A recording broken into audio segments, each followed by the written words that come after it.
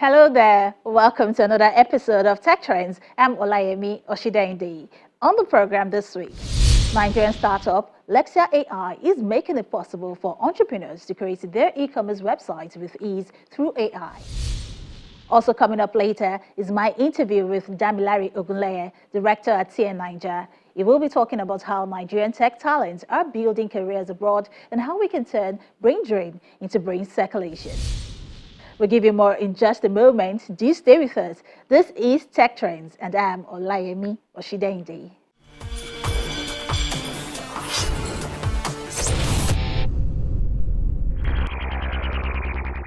Success in creating AI would be the biggest event in human history. Unfortunately, it might also be the last, unless we learn how to avoid the risks.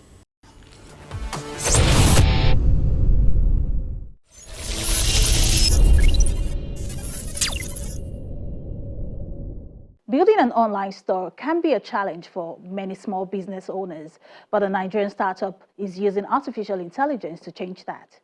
Lexia AI is helping entrepreneurs create e-commerce websites with ease using smart tools that generate product descriptions, images, and more. Here's a look at how the platform is simplifying digital business for the everyday Nigerian seller.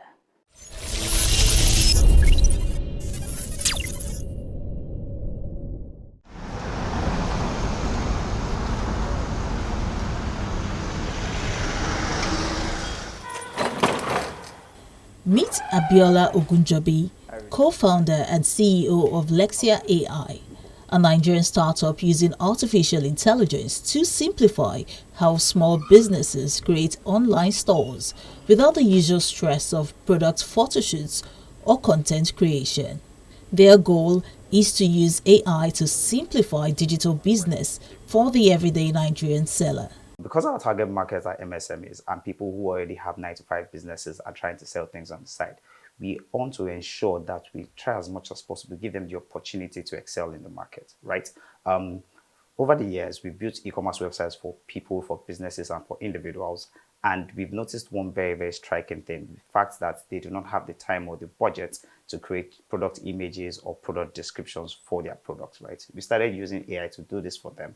Lexia AI is using AI to generate product images and product descriptions, social media posts for businesses. Take, for example, you sell dresses, right? With Lexia AI, you can upload a dress on a white background onto our platform, and it will generate that dress on a model in different sizes that you have instructed the AI to generate. So it could generate it in a size 8, a size 10, a size 12, and a size 14. You don't have to have different sizes of those dresses, take multiple photographs or multiple photo shoots of those dresses, have multiple models. We do all that for you at a go. From AI-generated product descriptions to creating multiple product images in various sizes and on digital models, the startup is removing traditional bottlenecks for sellers who want to scale fast. What started as a software development company has now evolved into an AI-powered platform designed with local relevance in mind.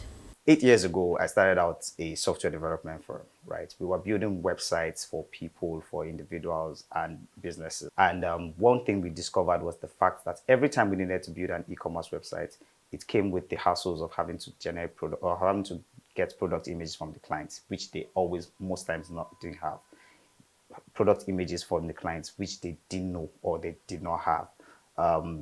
What are the variations which they would not want to give you at the go, and they will tell you things like, oh, these things change all the time. How would you train us on how to use the website, and how would you train us on how to use the CMS and on whatnot? So over time, we started generating these product images for them using AI, right? And with AI, we'll generate product images and ask them, oh, how many sizes are of this cloth? Then we can use AI to generate it.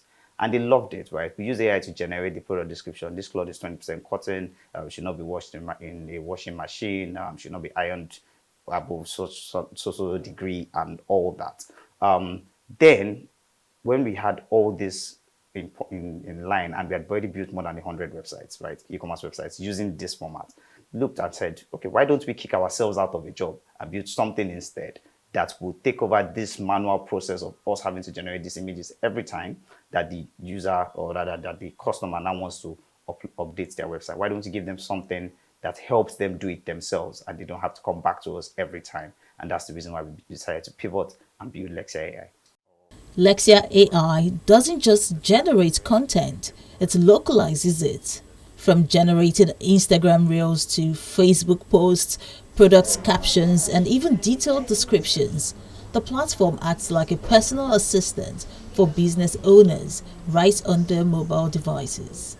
We want to enable businesses and individuals make money without spending that much money, right? We want to give them a personal assistant on their mobile device rather, right? We want to help them post on social media right from their mobile device. We want to help them generate Instagram reels, Facebook reels, right, Twitter posts without them having to spend so much getting a social media manager, a photographer to take images, a content writer to generate product descriptions. We understand what our customers would like to have on their websites. We understand what our target market, or even the target market of our customers, would like to see on their websites and as product descriptions.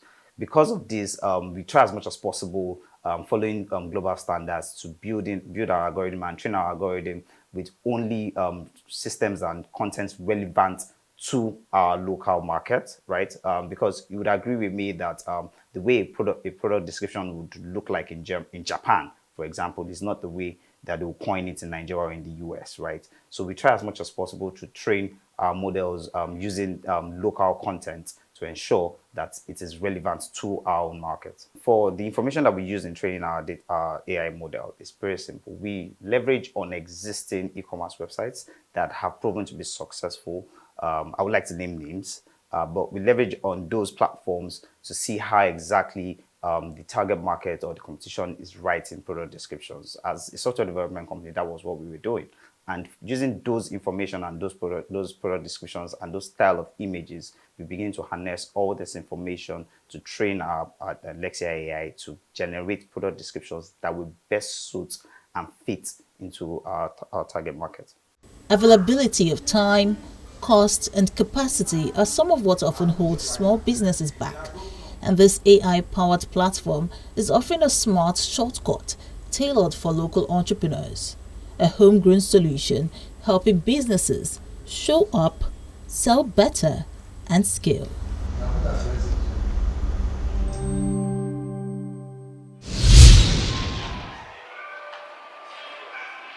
Curious crowds gather around an automated teller machine ATM producing a peculiar humming sound inside one of the busiest shopping malls in the Putuo district of Shanghai.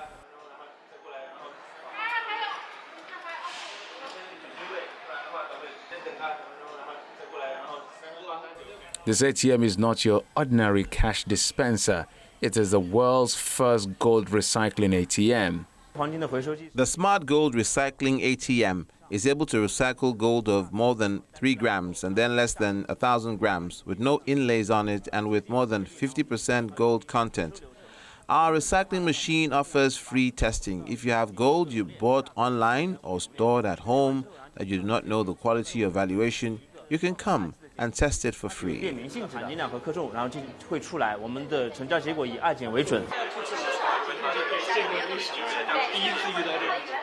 Over a dozen onlookers watch as a piece of gold jewelry melts at a staggering temperature of 1,200 degrees Celsius.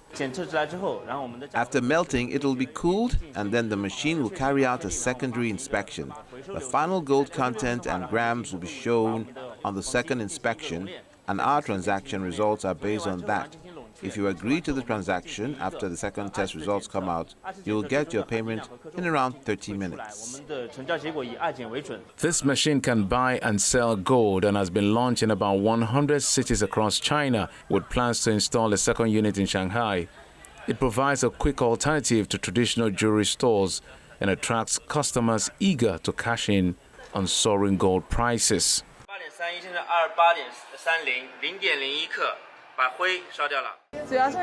I passed by and I found a lot of people queuing up, and I was very curious to see what it was. It turned out to be gold recycling.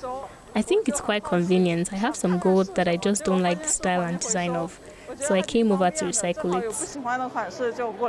Another local, Wang, purchased her gold when the price was only 100 to 200 yuan. That's about between 14 to 28 US dollars per gram. Now that the gold price is high, I don't wear it and it's just lying around at home. I can recycle it and get cash for it.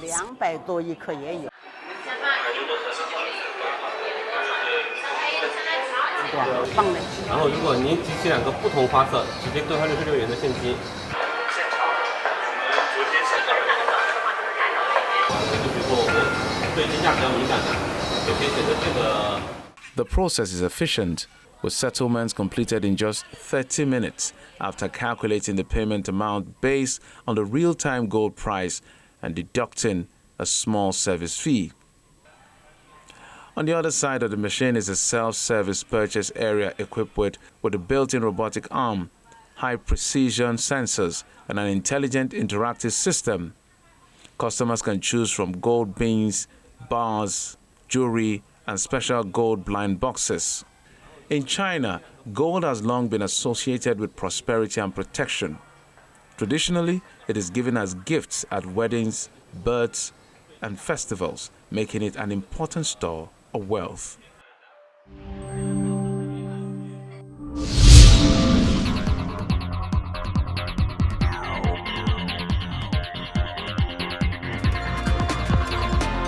Did you know that around 92% of the world's money only exists on computer systems and hard drives? Money has taken many forms throughout history. It began with barter systems, trading goods like grain or livestock, then evolved into metal coins, transitioned to paper currency, and later to debit and credit cards. Today, over 90% of the world's currency is already digital. Most of it exists only in electronic form, sitting in bank accounts, moving through payment apps, or traded in financial markets. This is fueled by the rise of online banking, mobile payments, and cryptocurrencies.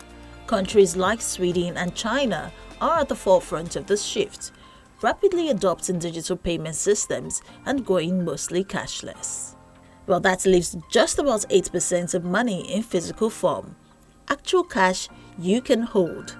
The rest are all digital and never even gets printed or minted. So why does digital money continue to dominate? A few big reasons. It's cheaper. Managing and distributing digital money costs way less than handling physical cash. It's easier to connect.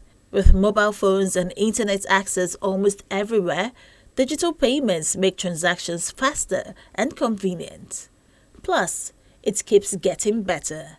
The tech behind it is constantly evolving, making it more secure and user-friendly.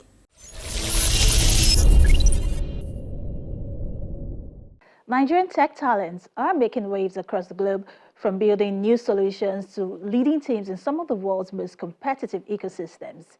But as more of our brightest minds find opportunities abroad, it raises a critical question. Are we losing our best, or is there a new kind of influence emerging, one that connects global success back to home? In this interview with Damilare Ogunleye, director at TN Niger, we will be looking at the growing footprint of Nigerian tech professionals on the global stage and what it will take to turn brain drain into brain circulation.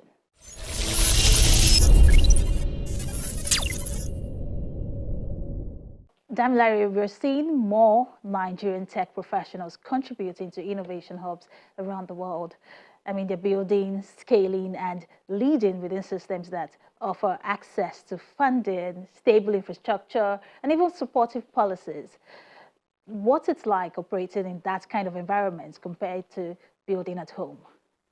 Well, thanks, Olayemi. I think the first thing for founders and people in technology of Nigerian descent like myself, when we move to the UK, is it takes a bit of time to navigate the ecosystem first. So there's that reality of acclimatization. You haven't lived here, you haven't worked here, so that's that journey. But once you start to understand how the ecosystem really works, you sense that there is a lot of thoughts in terms of access, structure, long-term thinking in supporting innovation within the UK. And I'm just speaking as one. I'm speaking as someone who is part of a community of Nigerians called TN Niger, of over 600 plus Nigerian tech professionals. And just speaking across the team, it's quite clear that everyone is surprised by the level of support that is available here in the UK. And I think it's not just that, it's also how organized the support is. It's something that we didn't really find as much back home in Nigeria. We're starting to see some footprints of possible support, but it's just not as organized, not as structured. And of course, there's a lot more capital available to those who are building, those who have imaginations that they really want to execute quite a few things. I mean, a couple of these things, we're still working on them here in Nigeria, but we do have a minister that seems determined to solve them because it's been a part of the ecosystem and has experienced, some of these issues too. But with all of this infrastructure, with all of this access that you have that's making tech talents, thrive in these countries, what do you think are the biggest advantages they're gaining, and how are they translating that global exposure into real impact, whether personally or for their communities? Oh, thank you very much. I think, like I rightly said earlier on, and you spotted that, thankfully, we have a minister who's come from what I like to consider the diaspora, which is what, I mean, it's an interesting term that I've suddenly become a part of. So there's quite a few initiatives that they're starting to ramp up. I mean, it's still early days before we start seeing some of the impact. But for us, what we've seen is just that access to global teams and quite stable infrastructure. So when I talk about global teams, just even being in organizations that are building products for hundreds of millions of users across the world, it just kind of takes your level of exposure and your level of experience as a tech talent, and it 100x's it. There's also the diversity of the team. All of a sudden, you're in teams that are working across multiple time zones, and it builds competence in you as an individual in not just managing the teams, but also managing relationships within the teams. And then there's absolutely stable infrastructure. When it comes to building, there's just been a lot of rails, and I don't mean transport rails, I mean rails of infrastructure that have been laid that you don't have to start thinking about the work. So an example, if you're building in fintech, there's quite a few sandboxes that exist. There's strong regulation that exists. There's quite a few building blocks so that you can really focus on what's the core. I mean, in Nigeria, maybe these are an opportunity, or these are opportunities where if you were trying to innovate in one sector, you will find that you then need to go into multiple routes to start solving problems that are not your core competence. I think that's something that you see here, where a lot of infrastructure has been laid over the years. And I think that for us is why, for members of the community in TNIJ, we, in working in these global teams, we gain belief, we gain competence, we gain skill sets, and we are starting to see that we can give some of that back to our own immediate communities as one-to-one, or within these communities of Nigerians who are working in tech in the UK. But more importantly, building bridges back home, whether that be mentoring those back home, investing in a few ventures back home, or collaborating with those who are still back in Nigeria, building and even despite these challenges we've talked about, trying to make things work. And in the UK, we have people scattered in different sectors, contributing to some of the largest organizations here, whether it be in fintech, public service, energy, digital policy, just quite scattered. And we think that as the years go by, the competence that we build, the skill sets that we build, would be ultimately a gain or an advantage for the country, because we now have skill sets that we can kind of exchange back with our country, our home country, Nigeria. Well, it must be interesting working in that environment where you feel everything is built for your own success. But, for us here in Nigeria, and like you said, we might not see the immediate impact, but the building blocks are being laid just to ensure that eventually we can get there, right? Now, Damilare, some countries have been very intentional about attracting the world's best minds, including Nigerians, through special visa programs and incentives. Do you think the country is losing out to these programs, or is there another way to look at it? Yeah, the famous jackpot question. I mean, I think if we if we first peel the layers, the first thing is just to realize that the competition for talent has become much more global. And with the fifth industrial revolution, which I call AI plus, it's just going to increase. It's not going to slow down. So if the best talents in a country would suddenly find that they are the world is their playing ground. And with that, nation states are going to have to think about initiatives or incentives to kind of retain the talents. And in certain instances where the talents really can't be retained, how do you then tap into the exposure? And for me, that's how I personally would think about brain drain. It's something we see at here in Nigeria, where we're not just thinking of it as brain drain, we're thinking of brain circulation. And if you take countries like India, like China, where they have their citizens who have gone into global companies, organizations, or started organizations, or lead what you call tech behemoths. You find that just that bridge that exists between where they are in their new country in the West and their own country provides significant growth opportunities for their own country. And we think that that's something that's possible with a bit of intentionality from our own government, where we can't tap into the superpower in terms of like the brain power that is available. I take the UK for example, and I'll take the TN Niger community. Um, there are other Nigerians who are not in the TN Niger community who are holding their own down in tech in the UK. But we in TN Nigeria, we came to the UK on the global talent visa. It's probably one of the best visa programs you can think of anywhere in the world. A few countries are starting to replicate that, but it gives you access to almost all the opportunities that even citizens of the country have right very early on. And I think that's quite encouraging. Like I talked about earlier, that there are infrastructures that exist, there's access to funding, there's significant ecosystem support and structured one. And what that then means is that people are incentivized to find this place a lot more attractive.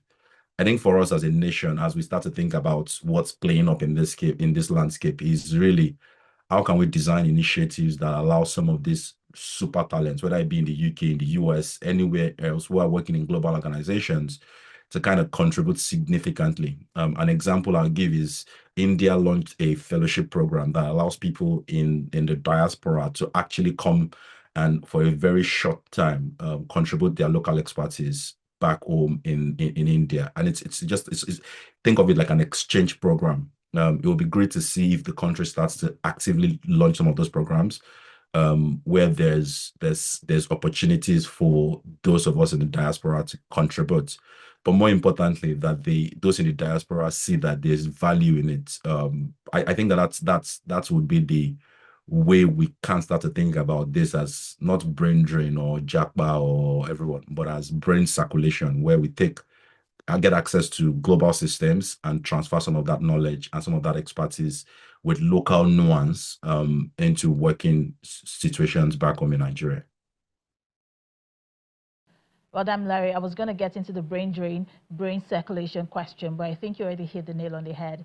As more of our talent make waves internationally, how do we build an ecosystem in Nigeria that they still feel connected to? One that doesn't just export talent, but also invites them to plug back in meaningfully? I think there's a level of intentionality that needs to happen, both from a policy point and a reward point of view, that welcomes diaspora participation and then provides infrastructure that enables collaboration. I know that there's quite a lot of work infrastructure-wise that's been ongoing over the years. There are a few ideas that I know of where they're building specific clustered spaces. I know that there's some digital talent city that's also ongoing, where you almost can create a bubble of some sorts that replicates or mimics the experiences some of those in diaspora, some of those in like our communities already are used to, and they can then come into Nigeria and significantly contribute their own expertise or their own experiences, but more importantly, because they're Nigerians with their understanding of local nuance, can make it very impactful from day one. I think that if I were to think about that, it's the level of intentionality, whether it be fellowships, it be structured incentives, it be recognition for work. I know that the Honorable Minister did something in AI space, in AI research, where there were quite a few individuals invited from the diaspora to contribute to Nigeria's AI position or policy position.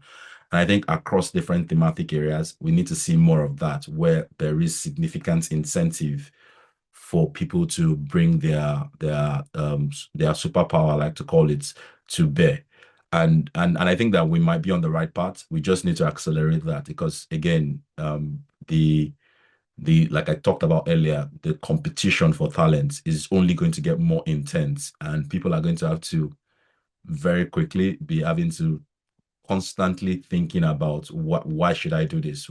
Yes, I'm Nigerian, but is Nigeria welcoming of my contribution, or it doesn't? And if people start to see that there is less and less recognition or less and less welcome for their contribution, people are going to just have to stick with where they now call home, which might be, in this case, the UK, the US, Dubai, South Africa, wherever that they feel that their talent is being appreciated. I know so many of us want to see that Nigerian dream come to reality, but we can only take it one step at a time. Thank you so much, Damilare Ogunleye, Director at TA Niger, for joining us on Tech Trends. Thanks for allowing me.